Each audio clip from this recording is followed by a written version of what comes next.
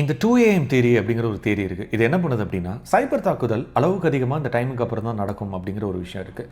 ஏன் அதுக்கப்புறம் நடக்குது அப்படின்னா, இதுக்கு பின்னாடி ஒரு சைக்காலஜிக்கல் ஆஸ்பெக்ட்டும் இருக்குது.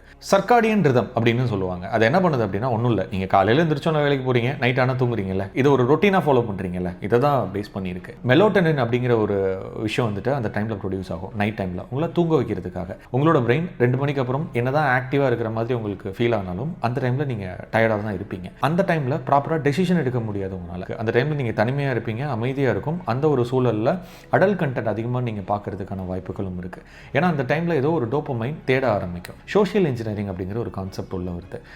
அதாவது ஃபேக்கான அடல்ட் கண்டென்ட்டோட லிங்க் உங்களுக்கு அனுப்பும் போது அது அடல்ட் கண்டென்ட் அப்படின்னு நினச்சிட்டு நீங்கள் கிளிக் பண்ணி பார்க்குறீங்க அப்படின்னா அதுக்கு பின்னாடி மால்வேர்ஸ் இன்ஜெக்ட் ஆகிருக்கலாம், உங்களோட டேட்டா போகலாம். ஏன்னா ப்ராப்பராக அந்த டைமில் உங்களால் டெசிஷன் எடுக்க முடியாது, லிங்க்கை தவறுதலாக கிளிக் பண்ணுறதுக்கான வாய்ப்புகள் இருக்குது. இதெல்லாம் தாண்டி பெரிய கம்பெனிஸையும் அந்த டைமில் தான் டார்கெட் பண்ணுவாங்க. காரணம் என்னென்னா அந்த டைமில் பாதுகாப்பு குறைகள் நிறைய இருக்கிறதுக்கான வாய்ப்பு இருக்குது, மானிட்டர் பண்ணுறதுக்கான ஆட்கள் குறைவாக இருப்பாங்க. அதனால தான் ஸ்கேமர்ஸும் அதிகமாக இன்வால்வ் வராங்க அந்த டைமுக்கு அப்புறம் அப்படிங்கிறதும் நமக்கு தெரிய வருது.